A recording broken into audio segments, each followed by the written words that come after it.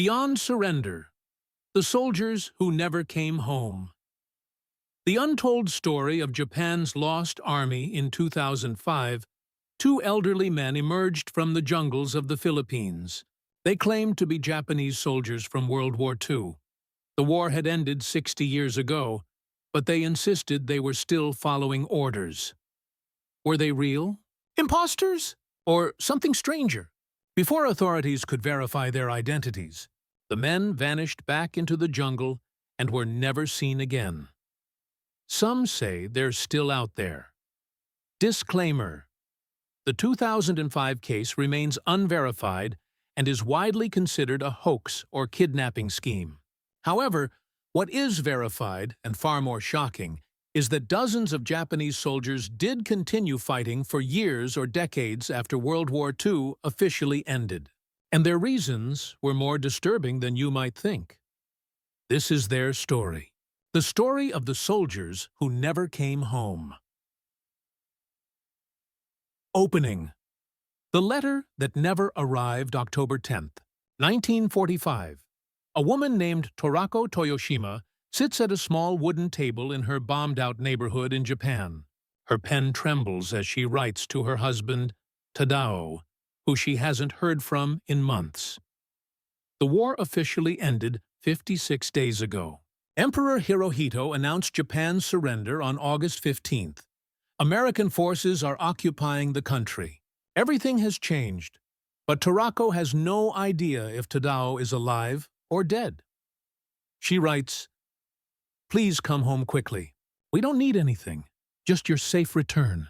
Even if it's autumn or winter, with you back, the house will feel like spring again. The entire family is waiting." Her letter travels through a chaotic postal system. It's routed, rerouted, lost, found, and eventually, it never arrives. Tadao was already dead. But Torako wouldn't learn this for years. She would wait, and wait, and wait. Here's where the story gets strange. That letter, that deeply personal message from a wife to her husband, would travel through time in a way nobody could have predicted. 79 years later, in 2025, it would surface in a museum in Oregon, USA, thousands of miles from where it was written. How? Why? We'll come back to that mystery. But first, you need to understand something. Torako's story wasn't unique. She was one among millions. Families who wrote letters that never arrived, soldiers who vanished into the chaos of a collapsing empire, and men who kept fighting a war that was already over. When Japan surrendered on August 15, 1945, it should have ended immediately. But for hundreds of thousands of Japanese soldiers, the war didn't end. Some kept fighting for weeks, others for months, a few for nearly 30 years. And the reasons why are more complicated and more disturbing than most people realize. Chapter 1. The Final Hours, a Coup. That almost changed everything, the night everything could have changed. Let me tell you about a night in August 1945 that almost changed the entire outcome of World War II, a night that's barely taught in history classes, but came terrifyingly close to erasing the word surrender from Japanese vocabulary. It's the night of August 14, 1945. Emperor Hirohito has made his decision. After the atomic bombings of Hiroshima and Nagasaki, after the Soviet invasion of Manchuria, after months of devastating defeat, he's chosen to accept the Potsdam Declaration. Unconditional surrender. The war is over, or is it? In the Imperial Palace and the halls of the War Ministry, something is stirring. The officers who said never. Here's what most people don't know. Before the surrender broadcast even happened, there was a group of military officers who believed they could reverse the decision. Stop the emperor. Destroy the surrender recording. Keep Japan fighting. They weren't crazy. They were true believers in a military doctrine that made surrender literally unthinkable. They'd been trained since childhood that death was preferable to defeat, that Japan had never been conquered by a foreign power in its entire history, and that this record could not be broken. Leading this group was Major Kenji Hatanaka, an intelligence officer in the War Ministry. Mid-30s, brilliant, fanatically dedicated to the emperor, and absolutely convinced that Japan could still win if they just kept fighting. Viewer engagement. Before we continue, let me ask you, if you were in Hatanaka's position, if you'd spent your entire life believing your country was invincible, that surrender meant dishonor worse than death, that your emperor was divine, could you accept defeat? Really? Drop your thoughts in the comments. What the documents revealed. Here's where it gets chilling. In the days before the surrender, Japanese military intelligence discovered something through decoded communications and informants. The Allied forces were exhausted. American casualties in Okinawa had been catastrophic. There was debate in Washington about whether invading mainland Japan was worth the cost. The hardliners in the Japanese military saw an opening. They thought, if we can just hold out longer, inflict more casualties, show absolute determination to fight to the last man, maybe, just maybe, we can force the Allies to negotiate terms instead of demanding unconditional surrender. They weren't completely wrong about Allied war weariness. What they were wrong about was whether Japan had any capacity left to fight. But these officers didn't see it that way. Internal documents from early August 1945 reveal something shocking. Multiple divisions in Kyushu had secretly stockpiled 6 months of supplies. They'd drafted operational plans to wage guerrilla warfare from rural areas if the government surrendered. Generals were literally debating declaring military autonomy for entire regions of Japan. This wasn't fantasy. These were formal military plans with maps, supply calculations, and personnel lists. The government knew. Here's what makes this even more tense. The Japanese government knew about the danger. Prime Minister Kantaro Suzuki and his advisors were terrified that ultra-nationalist officers might stage a coup. They'd seen it before, in 1936, during what's called the February 26th incident. Army factions had attempted to seize control of the government and assassinated several ministers.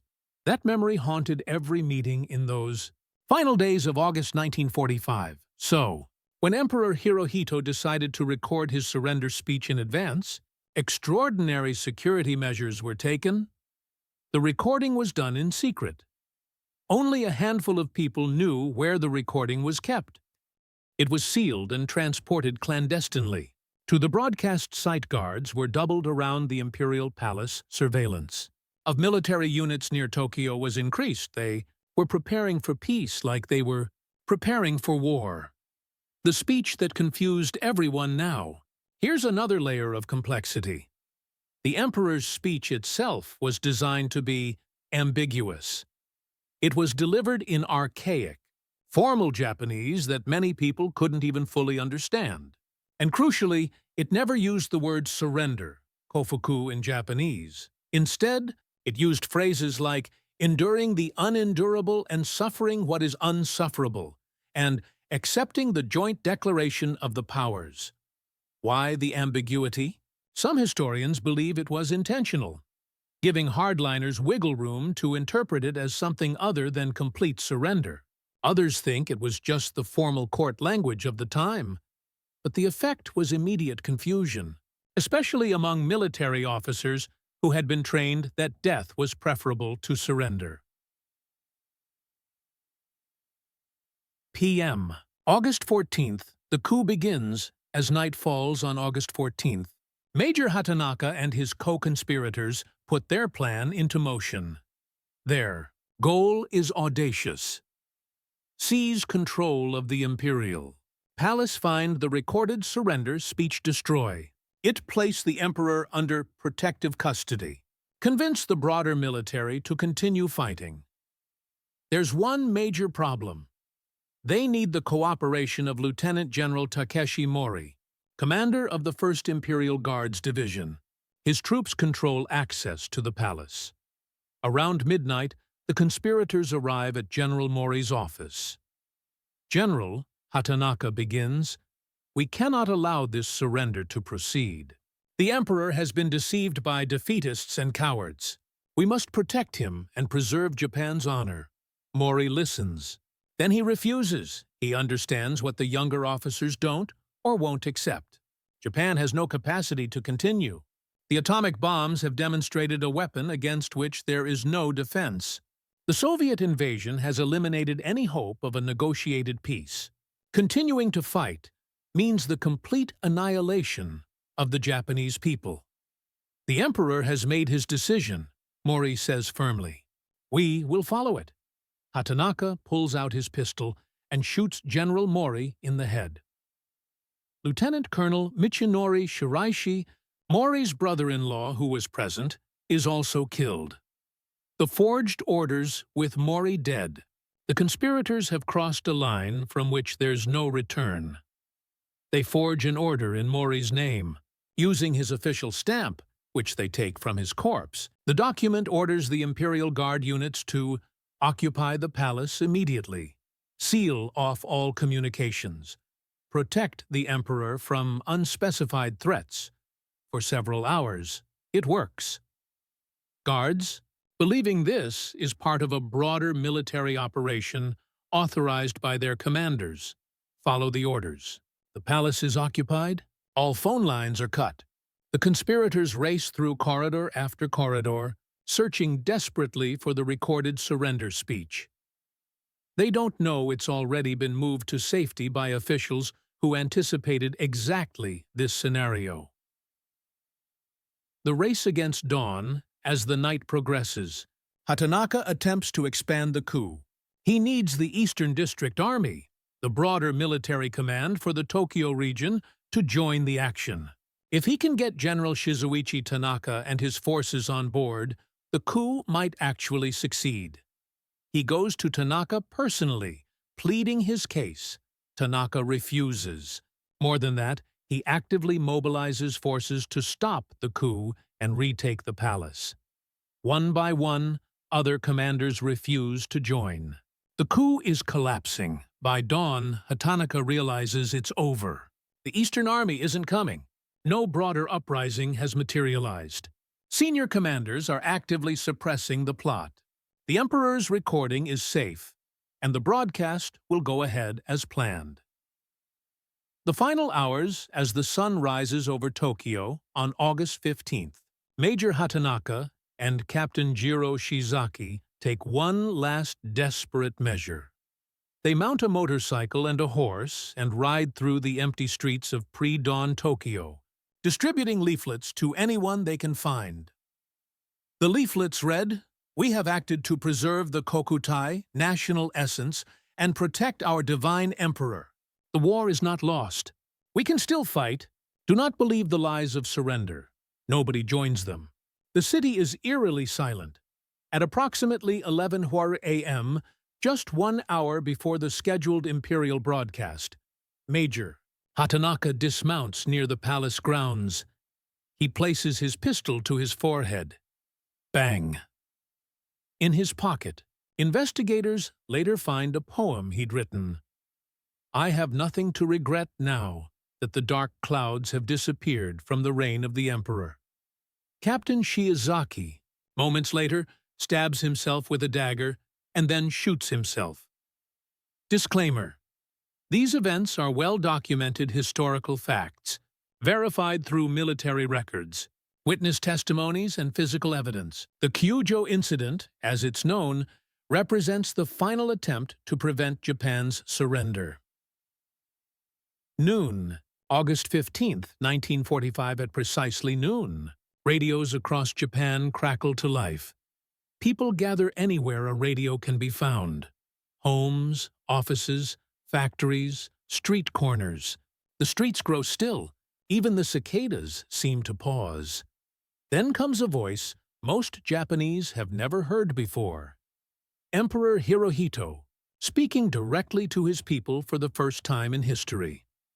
The audio quality is poor, thin, distant, overlaid with static. The language is formal and archaic. After pondering deeply the general trends of the world and the actual conditions obtaining in our empire today, we have decided to effect a settlement of the present situation by resorting to an extraordinary measure. The phrasing is deliberately vague. For those who understand classical Japanese and political context, the meaning is clear. Japan has lost. The war is over. But for others, especially soldiers in distant garrisons, the ambiguity is infuriating. An NHK announcer, speaking in plain modern Japanese, clarifies, Japan will lay down its arms. In Tokyo, people sit in stunned silence. Some weep, others seem numb. A few commit suicide rather than live with defeat. But the broadcast has been made. The coup has failed. The war is over. Except for hundreds of thousands of Japanese soldiers scattered across what was once the Japanese Empire. The war has barely begun to end. Chapter 2. The Scattered Army When Messages Don't Arrive. The Communication. Breakdown. Here's a question that sounds simple but has a disturbing answer. How do you tell an army spread across thousands of miles that the war is over?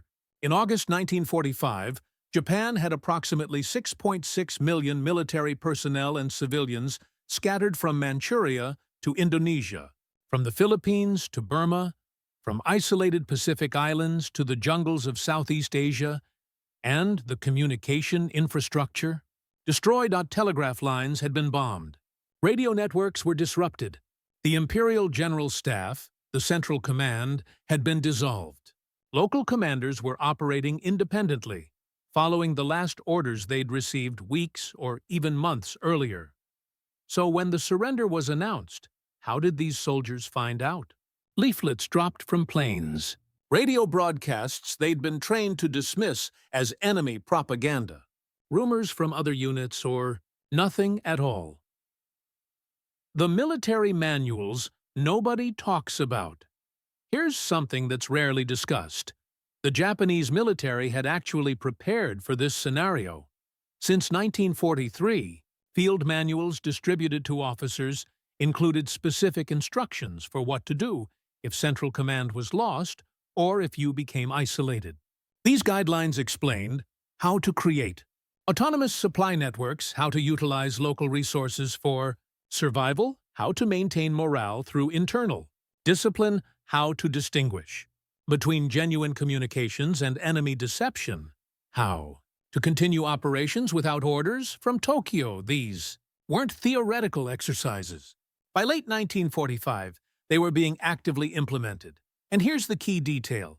Many commanders had been explicitly instructed that only documents bearing the emperor's personal seal would be considered valid. Radio broadcasts could be faked. Leaflets, obviously propaganda. Letters from families, possibly forged to lower defenses. Photographs could be manipulated. Without the emperor's seal and proper verification codes, they would continue fighting. The code system. Some units had developed specific verification systems before losing contact with command. These were unique phrases, numbers, or responses that would prove an order was authentic. Think of it like a password system. If someone showed up claiming the war was over, you'd ask them the verification question. If they didn't know the answer, you'd assume they were enemy agents and continue fighting. The problem? When the surrender happened so chaotically, many of these verification codes were never transmitted to the soldiers in the field. So when surrender orders finally reached them, if they reached them at all, these soldiers had no way to verify authenticity. What would you do in that situation?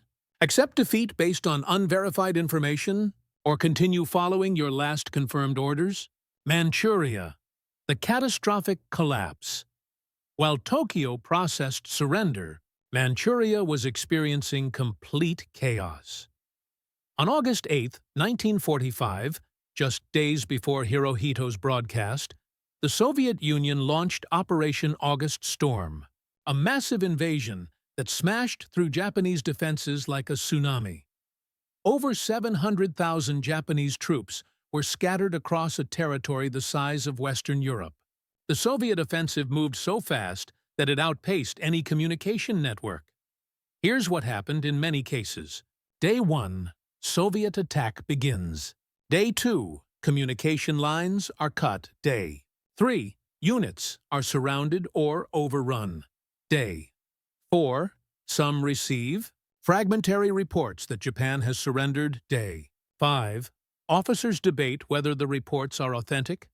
Day 6 and beyond. Some surrender, others continue fighting. Others retreat into mountains. The confusion was total. Some commanders heard the surrender news from their Soviet captors. Others intercepted radio transmissions that could have been enemy psychological warfare.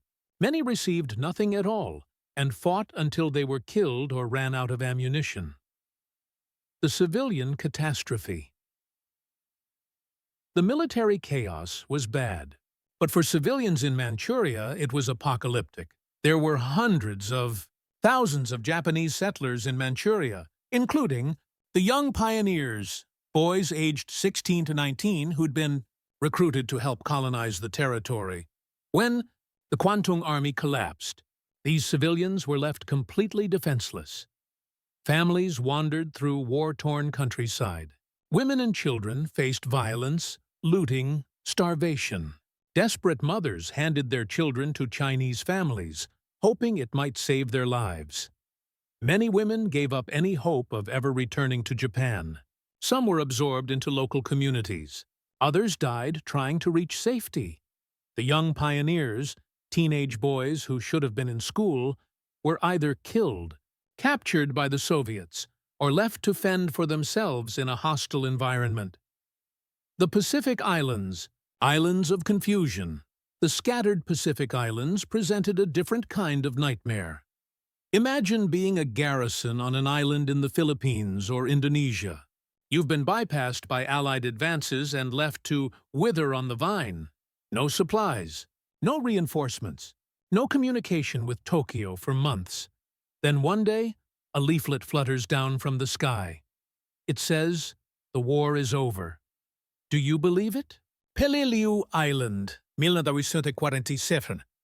Lieutenant A. Yamaguchi and 33 soldiers emerged from the jungle in late March 1947, a full year and a half after the surrender.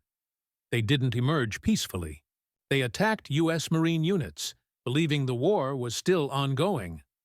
Reinforcements were sent in, including a Japanese admiral who could finally convince them the war had genuinely ended.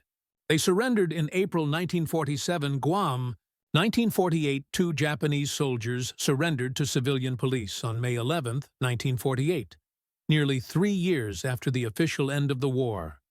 Anatahan Island. The strangest story. This one sounds like fiction, but it's completely true. In 1944, a group of 30 Japanese soldiers and nationals, including one woman, were shipwrecked on Anatahan Island in the Marianas.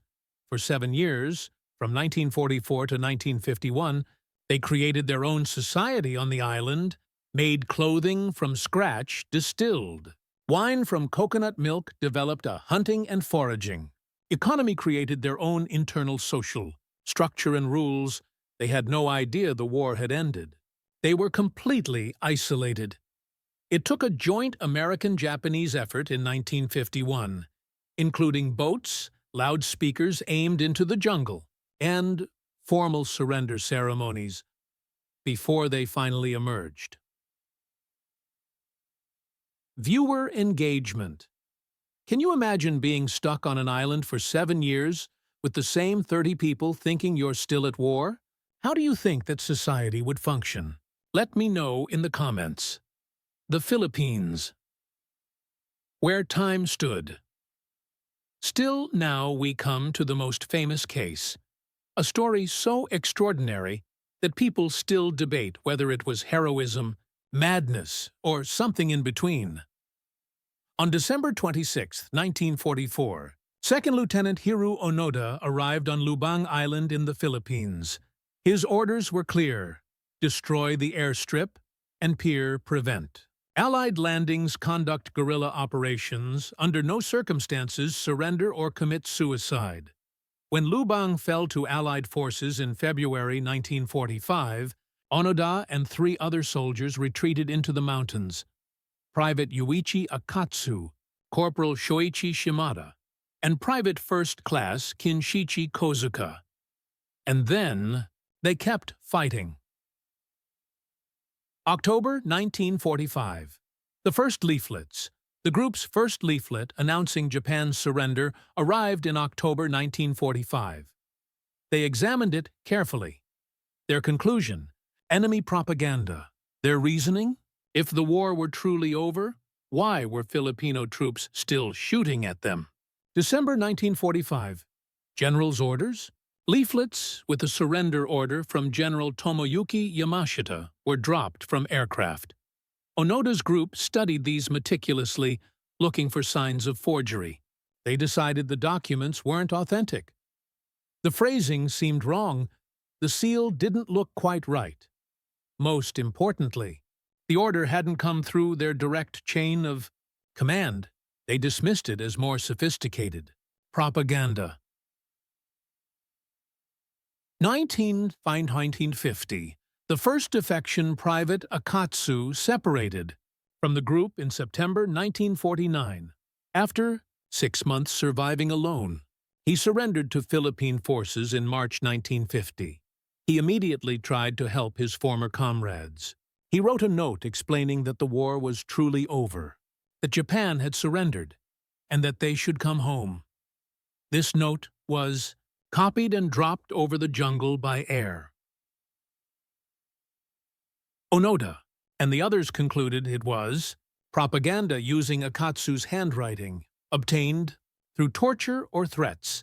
They considered Akatsu's surrender a betrayal and became even more cautious. February 1952.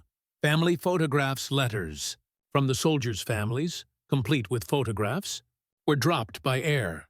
The photographs showed their hometowns, but the buildings looked wrong.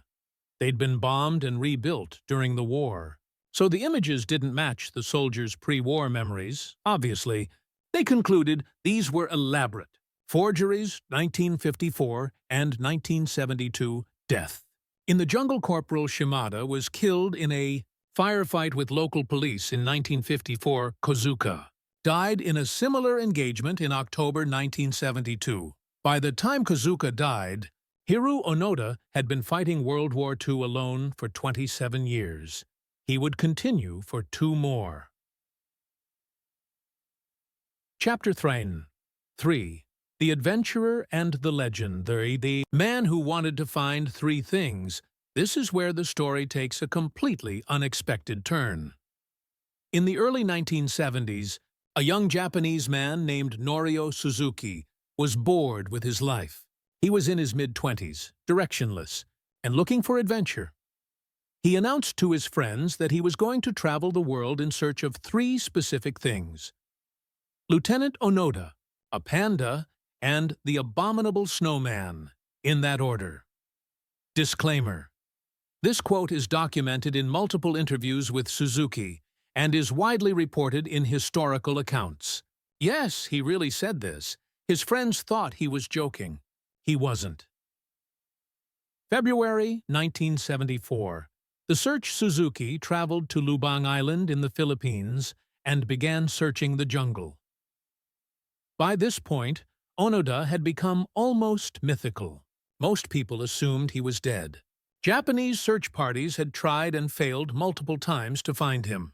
The Philippine government had essentially given up, but Suzuki had done his homework. He'd studied Onoda's tactics, read reports about where he'd been spotted, and developed a strategy. After 4 days of searching, on February 20th, 1974, he found him. The meeting imagined this scene. You're a Japanese soldier who's been hiding in the jungle for 29 years. You've maintained combat discipline, stayed in shape, kept your weapon functional. You've killed people, civilians you considered enemy collaborators. You've evaded capture countless times. And then a young man in casual clothes appears in front of you, unarmed, smiling. Onoda was fully prepared to shoot this stranger on sight. But Suzuki had prepared his first words very carefully. Onoda-san, the Emperor and the people of Japan are worried about you. It was brilliant. By mentioning the Emperor first, Suzuki was appealing to the core of Onoda's loyalty. By saying people were worried, he was humanizing the situation. Onoda lowered his weapon. The conversation Suzuki explained that the war had been over for nearly 30 years. Japan was now a peaceful, prosperous democracy. There were no American occupiers fighting in the streets. The Emperor was still alive. Everything had changed. Onoda listened politely. Then he gave his answer. I will only surrender if ordered to do so by my commanding officer. This wasn't stubbornness. In Onoda's mind, he was still following his orders from 1944. His commanding officer had explicitly told him never to surrender. Without a direct order countermanding that, he was bound by military discipline to continue his mission. Suzuki took photographs with Onoda as proof he was alive, then returned to Japan. Finding the major, when Suzuki presented his photographs to Japanese authorities, it created a sensation. Onoda was alive! After 29 years, he was still out there. The government immediately began searching for Major Yoshimi Taniguchi, the officer who had given Onoda his final orders back in December 1944. They found him running a small bookstore. Taniguchi, now a civilian in his 50s, 30 years removed from military service, agreed to fly to the Philippines. March 9, 1974. The official Endon, a clearing in the jungle on Lubang Island. An extraordinary scene unfolded. Major Taniguchi, in civilian clothes, stood facing Second Lieutenant Onoda, who was in his preserved Imperial Army uniform, standing at attention. Lieutenant Onoda, Taniguchi said formally, I hereby relieve you of your duties. The war is over. Only then, after 10,116 days, 29 years, 6 months, and 8 days, did Hiro Onoda accept that World War II was truly finished. He emerged carrying his original Arisaka Type 99 rifle, still in perfect working condition for 100 rounds of ammunition, meticulously maintained several hand grenades, his sword, a dagger his mother had given him in 1944 to use if captured, the Imperial Army uniform he had. Preserved for 3 decades, the surrender ceremony. The formal surrender took place on March 11, 1974, at Malacañang Palace in Manila. Philippine President Ferdinand Marcos personally accepted Onoda's sword in an international media sensation. Marcos granted Onoda a full pardon for any actions taken during his extended isolation, including the deaths of civilians. When Onoda returned to Japan, he received a hero's welcome, though the reception was complex and contradictory. To some, he represented unwavering devotion and honor. To others, he was an anachronistic reminder of a militaristic past that Japan had worked hard to overcome. Was he the last? Onoda wasn't actually the last Japanese holdout. Private Teruo Nakamura, found on Morotai Island in Indonesia, held out until December 18, 1974, just 9 months after Onoda's surrender. Nakamura had lived in the jungle for 29 years, almost completely losing his ability to speak Japanese. He'd been born in Taiwan when it was a Japanese colony, which added another layer of complexity to his identity. The official chronology of discovered holdouts closed with Nakamura in 1974. But wait, 2005? Remember those 2 men who appeared in the Philippines in 2005, claiming to be Japanese soldiers? Here's what we know. They briefly emerged in a remote area. They claimed to be continuing their mission before authorities could verify their identities. They vanished. The area where they appeared is known for kidnapping schemes and hoaxes. Was it real? A hoax? A kidnapping attempt? We'll never know. But the fact that such a claim was even plausible, 60 years after the war, tells you something about how these stories have captured the imagination. Disclaimer: the 2005 case is widely considered a hoax or attempted scam, possibly related to rumors about hidden wartime treasure, Yamashita's gold, in the Philippines. No credible evidence supports the claim that legitimate Japanese holdouts remained after 1974. Chapter 4. The Frozen Hell. Siberia's secret Stalin's secret decree. While Onoda was beginning his long wait in the Philippine jungle, hundreds of thousands of other Japanese soldiers were experiencing a very different fate. On duty August 23, 1945, just 3 days after the Kwantung Army accepted surrender, Joseph Stalin signed a secret decree. The official title, On Receiving and Accommodating the Japanese Army Prisoners of War and Utilizing Them for Labor. That bureaucratic language concealed what would become one of the 20th century's longest and deadliest mass internments. The numbers are staggering. Approximately 600,000 to 760,000 Japanese soldiers, civilians, and military-age men were rounded up across Manchuria, Korea, Sakhalin, the Kuril Islands, Mongolia. They were loaded into unheated freight cars during journeys that could last weeks. The journey north. Imagine being crammed into a cattle car, originally designed for transporting animals, not people. There's barely room to sit, no heating, minimal food and water, no sanitation facilities. Outside, the temperature drops below 30 degrees Celsius as the train heads deeper into Siberia. The journey lasts days, sometimes weeks. Many died before even reaching the camps. Causes of death during transport. Exposure to cold, dehydration, dysentery, and disease malnutrition. Simply giving up, the trains delivered them to a vast network of labor camps, spanning Siberia, Kazakhstan, Uzbekistan, Mongolia, Netsumote, regions most people have never heard of. The camp system, the deadliest camps, became infamous among survivors. Khabarovsk, Magadan, Novosibirsk, Krasnoyar, ASK. These weren't death camps in the Nazi sense. There were no gas chambers or systematic extermination programs. Instead, death came slowly, through a grinding combination of what survivors called the three main hardships of Siberia. Cold starvation, forced labor. The death march in Snow Hideyuki Aizawa survived the camps. He later became Vice Minister of Finance and served in the House of Representatives until age 84. In his testimony, he described what came to be known as the Death March in Snow. When the war ended, I was a young army officer stationed in China. We were ordered to go to Korea, which the Soviet army had occupied. We were put in a camp. Then, after a 3-week train ride across Siberia, we were dropped off at a station late at night, where the snow was 2 meters high.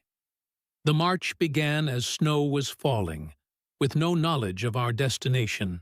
If you fell asleep during the march, that meant death. Some soldiers stumbled to the ground and never woke up. Occasionally, wild dogs or wolves were running alongside us, looking for corpses. After several days, we finally arrived near Moscow, where 5,000 middle-ranking Japanese officers were gathered with another 5,000 officers from Germany, Romania, and Hungary. Aizawa spent 3 years in the camps before returning to Japan in 1949. Viewer engagement. Try to imagine walking through 2-meter-high snow, exhausted, malnourished, with wolves following behind waiting for someone to fall. Could you survive that? Drop your thoughts below. Daily life or death in the camps. The routine was brutal and designed for maximum labor. Extraction 4:18:5 Iconium. Wake-up call 5:06 raudium.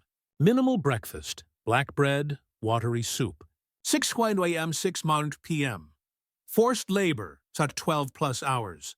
6 7 p.m. Return to barracks. 7 p.m. Evening rations, if quotas met. 8 p.m. Political education. Sessions 9 fi 14 ct 20 p.m. Sleep, if possible. The work included coal mining in dangerous conditions, railway construction. Over 200,000 Japanese worked on the Baikal-Amur main line. Forest clearing in deep snow infrastructure. Construction, factory, assembly, any task the Soviet economy required. The food situation. Here's how the ration system worked, and why it was so deadly. If you met your work quota, you might receive full rations, still barely enough to survive. If you fell short, your rations were reduced. This created a death spiral. You're malnourished, so you can't work as hard, you don't meet your quota. Your rations are reduced, you become more malnourished. You work even less. Effectively, rations reduced further. Death prisoners supplemented their rations by scavenging in Soviet garbage. Bins eating grass and tree bark catching and eating snakes and insects trading with guards using what little they had. Stealing from each other in desperate situations. The cold winter temperatures routinely fell to 40.45 degrees Celsius or colder. Japanese soldiers from a temperate climate had no preparation for this. They were issued inadequate clothing and forced to work outside. Regardless of conditions, frostbite was epidemic. Fingers lost, toes. Lost ears, lost noses disfigured. Permanent damage to extremities. Hypothermia claimed those who couldn't generate enough body heat. The combination of malnutrition, inadequate clothing, and exhausting labor in sub-zero temperatures created a perfect storm of mortality.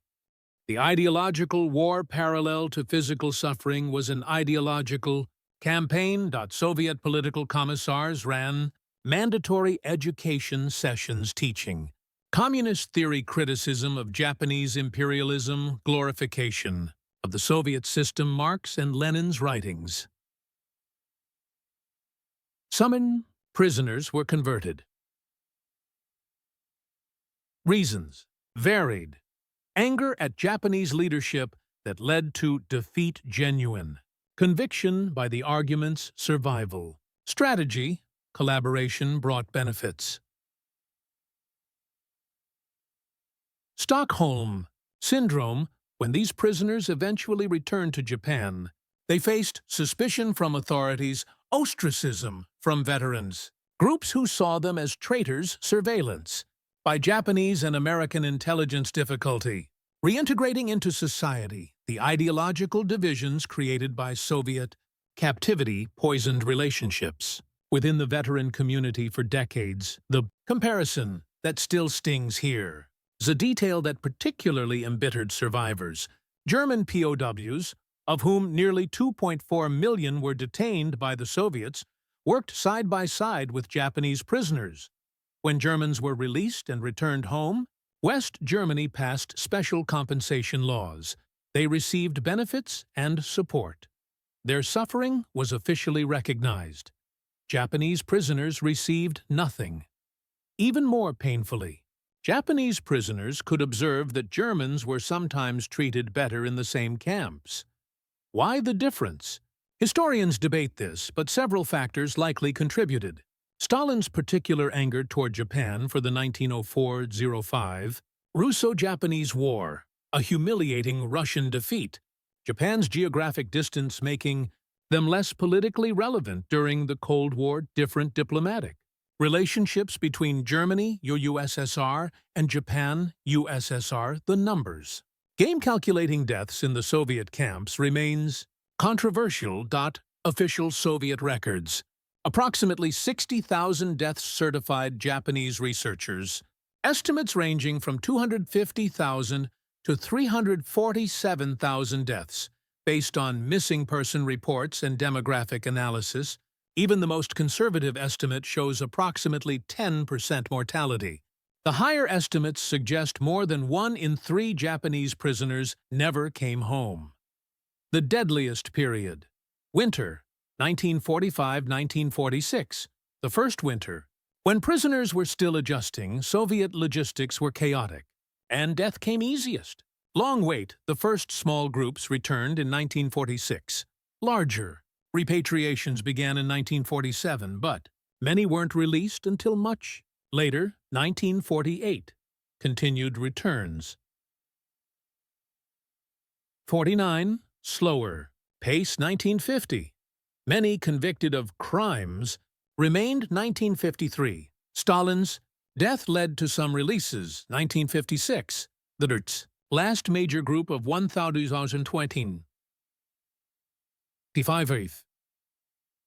45 prisoners, released on December 23, 11 years after the war ended.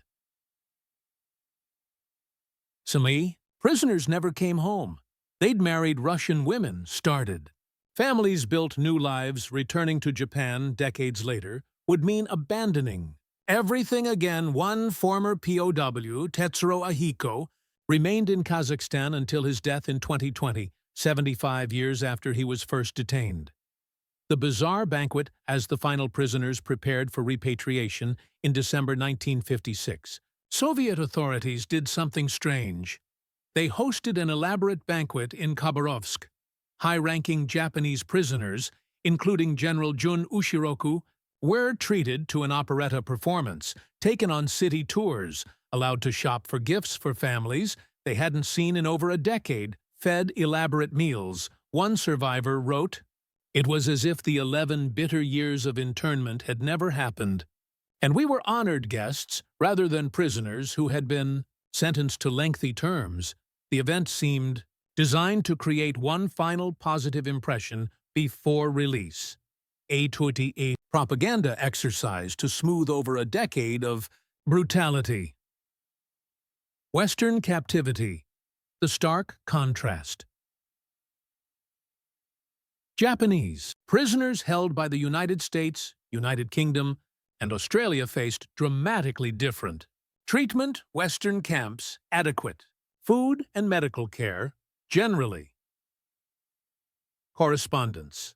With families permitted treatment, generally in accordance with Geneva Conventions. Repatriation completed by 1946–1947. Mortality rates negligible. Soviet camps, starvation, rations, no contact with families for years.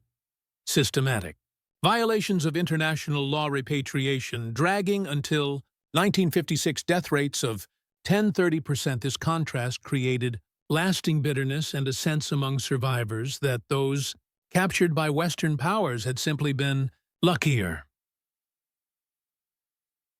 Chapter 5. The Gateway Home.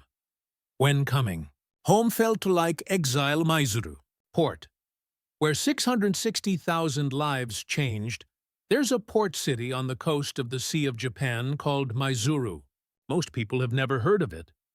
But between 1945 and 1956, it became the gateway for approximately 660,000 Japanese citizens returning from the dissolved empire. The scale of the operation was staggering. More than 1,000 ships, hundreds of trains, dozens of reception facilities, processing thousands of people per day at peak periods for returnees. Maizuru represented the gateway back to a homeland that no longer resembled the country they'd left. The ships of the damned Vaitithi. Vessels transporting returnees were primarily converted military cargo ships, designed for equipment, not humans. Conditions aboard. Thousands crammed into inadequate spaces. Poor ventilation, minimal food during voyages. Basic sanitation at best, voyages lasting days or weeks. Some died during the journey, within sight of home. The quarantine tragedy in 1946. A strict offshore quarantine was imposed on 20 ships, waiting to offload passengers at Maizuru. Approximately 70,000 returnees were forced to wait aboard ships anchored within sight of Japan, their homeland agonizingly close but unreachable. The reason? Disease concerns. The occupation authorities feared epidemics. Nearly 400 people died during the quarantine, from illnesses that could have been treated on land, or simply from the psychological cruelty of being so close to home, yet denied entry. Their bodies were buried in mass graves near the port. Families who had waited years learned their loved ones had died within sight of Japanese shores. The processing line upon arrival at ports like Maizuru. Returnees faced a systematic process. Step 1. Disembarkation and registration photography. Fingerprinting identification. Documents issued. Step 2. Property confiscation all. Foreign currency, surrendered weapons. Confiscated documents examined, items considered war. Property taken in exchange, highly devalued yen, and train tickets. Step 3. Medical inspection, cursory health checks.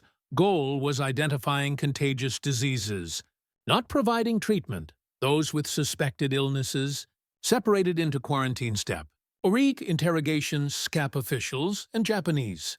Authorities conducted interviews, identity verification investigation, into potential war crimes connections detection of communist sympathies, especially from Soviet camps. Documentation of experiences. Step 5. Assignment. This is crucial. Returnees could not simply go home. With entire cities destroyed, authorities assigned people to regions based on where housing might be available, where jobs might exist. Demographic balance, needs, political considerations, spreading out potentially disruptive populations. Many soldiers never made it back to their hometowns. The Japan they found, the shock of arriving was often worse than the journey itself. More than 40% of infrastructure destroyed. Cities like Tokyo, Osaka, Yokohama, Nagoya were vast expanses of rubble. The March 9 to 10. 1945, firebombing of Tokyo alone killed approximately 100,000 people. Hiroshima and Nagasaki, erased by atomic weapons. Small cities systematically targeted, few undamaged. Urban centers remained. Food scarcity. Rationing provided less than 1,500 calories per person per day. Black market thrived. Malnutrition, widespread housing crisis, more than 10 in D. Or 10,000 million Japanese lacked stable housing. In 1946, returnees often ended up in temporary barracks, converted military facilities, whatever shelter could be found. Economic collapse. Factories destroyed. Public services barely functioning. Currency highly inflated. Jobs scarce for soldiers who had left Japan expecting to return to homes and families. The devastation was incomprehensible. Many literally could not find their neighborhoods. They'd been burned into unrecognizable wastelands. The social reception in the West. Returning WW2 veterans were heroes. Parades, benefits, social respect. The GI Bill, honor, in Japan, very different. Returnees were seen as economic burdens on a bankrupt state, potential troublemakers, especially those from Soviet camps with communist sympathies.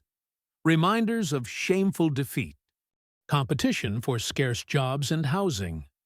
The values of Bushido that had been glorified during the war were now subject to official repression under American occupation. Veterans were not celebrated. They were, at best, pitied. At worst, resented. Survival strategies with no functional pension system and minimal government support. Returnees survived through manual labor, construction work, rebuilding cities, agricultural labor, loading, unloading at ports, whatever. Physical work was available. Black market trading. Goods, illegal currency exchanges, selling anything of value, mutual. aid veterans formed informal networks sharing resources, information about job, opportunities, emotional support, desperation. Some turned to crime, others simply died from malnutrition or untreated illnesses. Thousands of returnees died between 1946–1950 from causes directly related to malnutrition untreated. Infections, state negligence, suicide, medical neglect, veterans with amputations, chronic respiratory illnesses from gas or harsh conditions. Severe psychological trauma, what we now call PTSD, tropical diseases contracted, overseas injuries from combat received. Essentially no systematic treatment. The healthcare system was overwhelmed with civilian casualties. Resources didn't exist to treat veterans' long-term conditions. Many simply suffered in silence until they died. The silence begins from the late 1940s through the 1980s.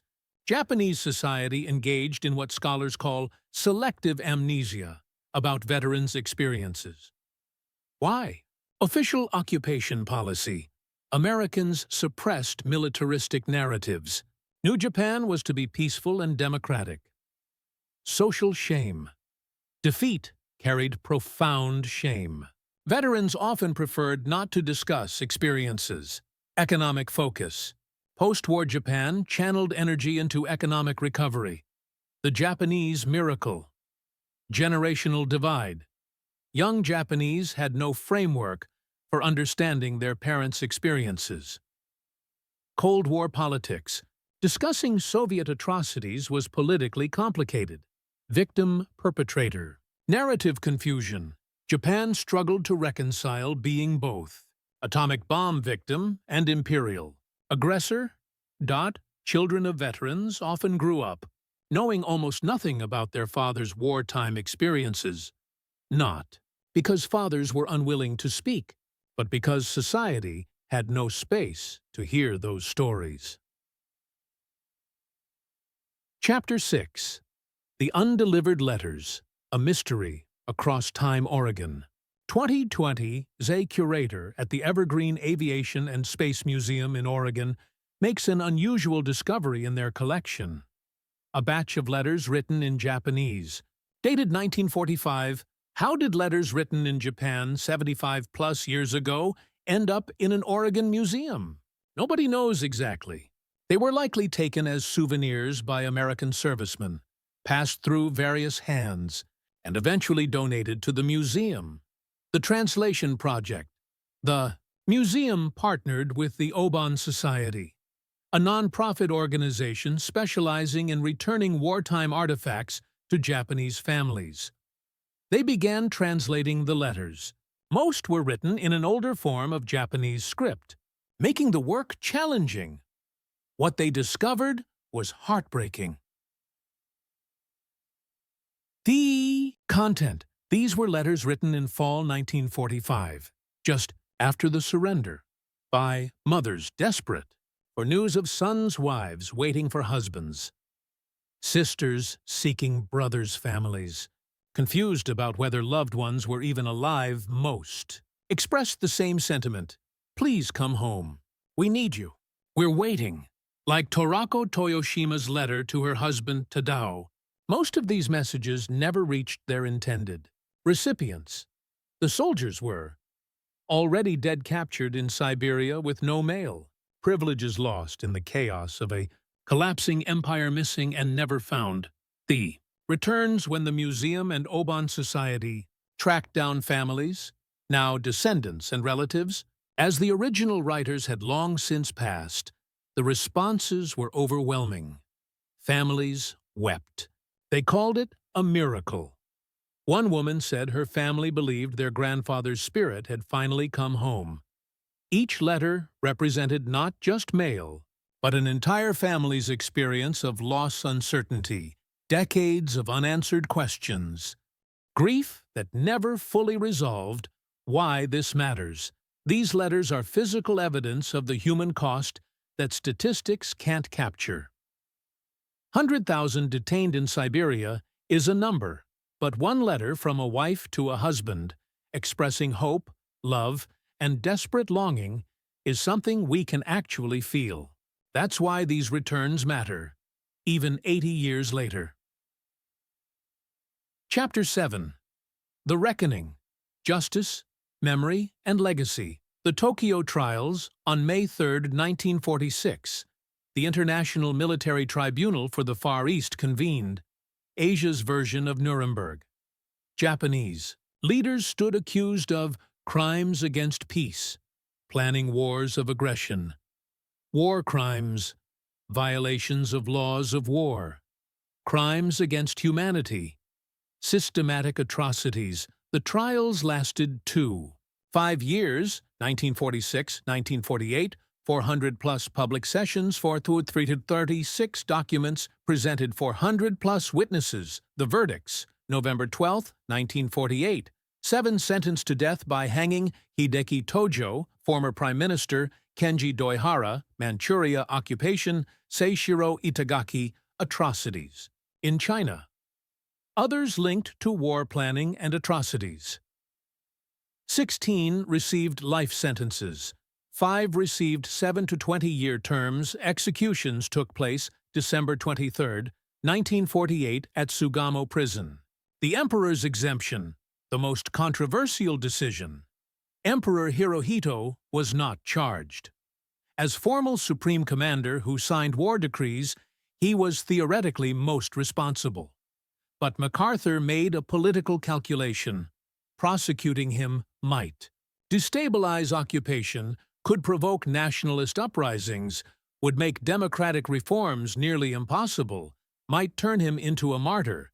So Hirohito was preserved as a constitutional symbol. This haunts the tribunal's legitimacy to this day. Legal precedents. The tribunal established principles that influenced international law. Individual responsibility for state crimes, command responsibility. Commanders liable for subordinates' crimes. Aggressive. War as crime, no defense of superior orders. I was following orders, invalid. These principles led to international humanitarian law development, Yugoslavia, and Rwanda Tribunals, International Criminal Court, 1998. The Yasukuni Controversy, executed war. Criminals are commemorated at Yasukuni Shrine in Tokyo, dedicated to Japan's war dead. This creates ongoing diplomatic tension. When Japanese officials visit China and South Korea, view it as honoring war criminals. Japanese conservatives argue all war, dead deserve respect. Controversy traces directly to Tokyo trials, the forgotten. Soldiers, what's rarely discussed. How the trials affected ordinary returnees. Many feared investigation for war crimes, being called as witnesses, having their units' actions scrutinized, accusations from civilians in occupied territories. Though only high-ranking leaders were tried in Tokyo, hundreds of other trials occurred throughout the former empire. This fear contributed to the silence. Chapter 8. The Breaking Silence, 1980s, present. When memories finally surfaced, change came slowly. Beginning in the 1980s, survivors' associations, Xatatoput groups formed, documented experiences, sought compensation, mostly unsuccessfully. Supported each other, educated younger generations. Memoirs published, approximately 2,000 accounts from Soviet POWs, alone individual stories from holdouts, family perspectives museums, established, Maizuru Repatriation, Memorial, Museum for soldiers, detainees in Siberia, and post-war repatriates, Tokyo. Local history museums, academic research, Japanese historians, Russian collaboration, post-Cold War, international scholars, UNESCO recognition, 2015. Materials documenting repatriations.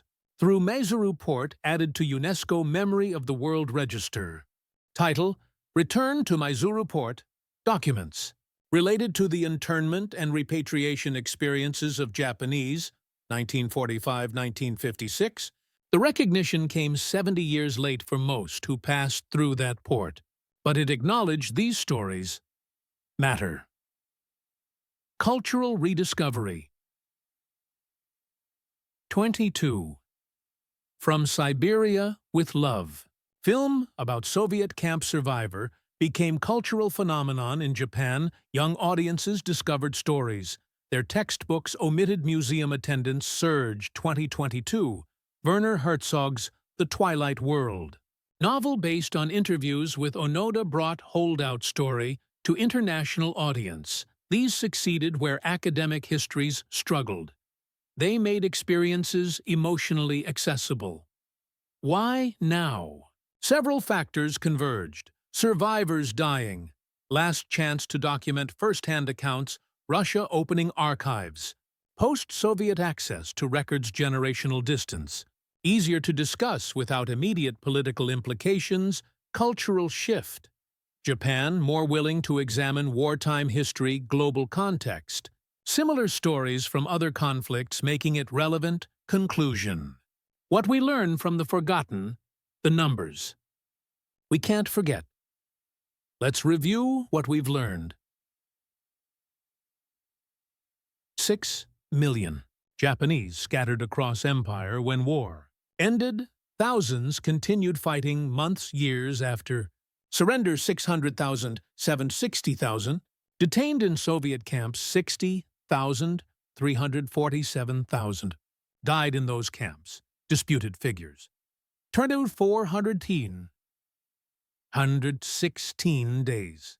Onoda fought his private war, 70,000 held offshore in quarantine, 400 died within sight of Japan, decades of silence before stories told, but behind every number. A person, a family, a life. What these stories mean today, how we treat veterans matters. Japan's marginalization of returnees versus American celebration of veterans shows profound difference in outcomes.